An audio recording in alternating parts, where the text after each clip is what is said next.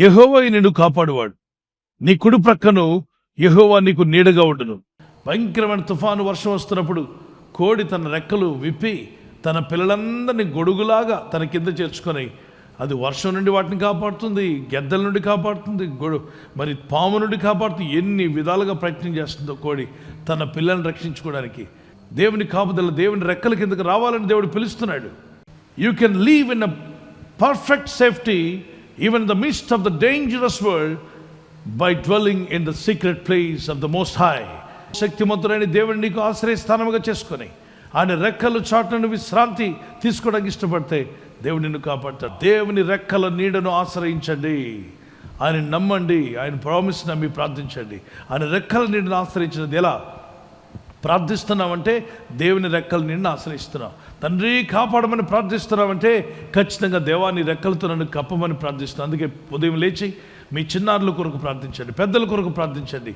యోబు 1:10 అతని ఇంటి వారికి అతను కలిగిన సమస్తమునకును నువ్వు చుట్టూ కంచి వేస్తేవి కదా, అతని చేతి పనిని దీవించుచుండుట చేత అతని ఆస్తి పెరిగింది. ఎలా పెరిగిందంటే కష్టపడిన దాన్ని దేవుడు దీవించాడు. అతని కష్టార్జితాన్ని దేవుడు ఆశీర్వదించడం ప్రారంభించగా అతని చేతి కష్టార్జితం దీవించబడగా అతను ఆ దేశంలోనే బహుగా విస్తరించెను. ఎంతమంది మీలో బహుగా విస్తరించాలనుకుంటున్నారు? కరమెత్తి దేవునికి స్తోత్రం చెప్పండి. మీరు విస్తరించాలి, మీరు దీవించబడాలి. అలా అయితే మనం ఏం చేయాలి? ఖచ్చితంగా ఇది సాతానుడే చెప్పాడు ప్రభు దగ్గర. అంటే వాడు గమనించాడు, చెక్ చేశాడు, వాళ్ళ ఇంటికి వెళ్ళాడు. వాళ్ళ బిజినెస్ను పాడు చేద్దామని, వారి పిల్లల్ని పాడు చేద్దామని, భార్యను దారి తప్పిద్దామని, భర్తను దారి తప్పిద్దామని, భక్తుని బాధ పెడదామని, వారి పనుల ద్వారా, ఇంట్లో వాళ్ళ ద్వారా ఎలాగని హింసించాలి అని వీక్ పాయింట్ ఎత్తుకున్నాడు ఇంటి చుట్టూ తిరిగి. కాకపోతే వాడికి ఛాన్స్ దొరకలా. అంటున్నాడు, రిపోర్ట్ ఇస్తున్నాడు పరలోకానికి, నువ్వు కంచేశావు కాబట్టి మేమేం చేయలేకపోతున్నాం అంటున్నాడు. ఈరోజు వాక్యం వింటున్నా సహోదరి, సాతానుడు ఎన్ని మార్లు మా ఇంటికి వచ్చినా వాడు మా ఇంటిని తాకుండా నీ కంచువే ప్రభు అన్నవారు ఒకసారి మీ చేతిని పైకెట్టండి. ఎస్, ఆ దుష్టుడైన అపవాది మిమ్మల్ని కానీ, మీ కుటుంబాన్ని కానీ, మీ కష్టార్జితాన్ని, మీ జీతాన్ని కానీ, మీ వ్యాపారంను కానీ, చదువుతున్న మీ పిల్లల్ని కానీ, మీకు కలిగిన ఆస్తిపాస్తులు కానీ ఏముంటే అవి దుష్టుడైన అపవాది ముట్టకుండా కాపాడబడాలని ఆశతో ఉన్నారా? నేను కూడా అదే ఆశిస్తున్నాను. మీ కుటుంబాలు అలా ఉండాలని. అలా ఉండాలి అంటే మీరు, నేను, అందరూ చేయాల్సిన పని ఉంది. స్టే ఇన్ గాడ్స్ ఫెన్సింగ్, దేవుని కాపుదల అనేటువంటి ఆ సురక్షితమైన హస్తాల్లో ఉండడానికి ప్రయత్నం చేయండి. ప్రసంగిలో ఉంటుంది ఏమనంటే, కంచె కొట్టు వాడిని పాము కరుచును అంటుంది. కంచె కొడితే పాము కరవడం ఏంటి? కంచె కొట్టు వారిని పాము కరుచును అంది. కంచె కొడితే పాము కరవడం, మనం చాలాసార్లు మరి ఏదో ఇంట్లో కట్టెల కోసం కంచె కొట్టే ఉంటారు. పాము ఎక్కడ కరవలేదే. ఇక్కడ దేవుడు చెప్పే మాట వేరు.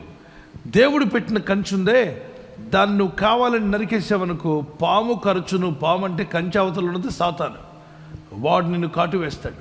దేవుడు నీ చుట్టూ కంచె వేసినప్పుడు ఆ కంచెను నువ్వు పాపం చేయాలన్న ఆశతో, లోకాశుద్ధ కొట్టి, ఎందుకు ఈ కంచె దేవుడి కాపుదలను కొట్టావనుకో, ఆ కంచె అవతల ఉన్నదే సర్పం, సాతానుడు, వాడు నిన్ను కాటు వేస్తాడు. అందువల్ల వాని కాటుకు మనం బలి కాకుండా ఉండాలంటే దేవుడు పెట్టిన కంచెను కొట్టేయకండి.